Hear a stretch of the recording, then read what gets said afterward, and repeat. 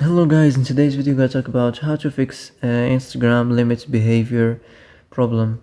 So the answer is easy, just go to the settings and scroll down to the apps section and go to the search and search on Instagram.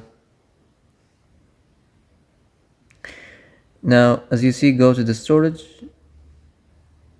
Here we find this clear cache option, click on it.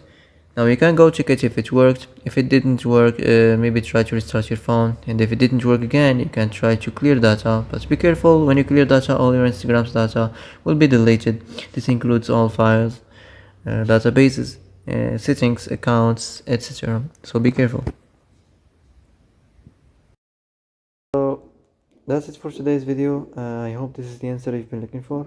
If you like this video, don't forget to like and subscribe, and see you in the next video.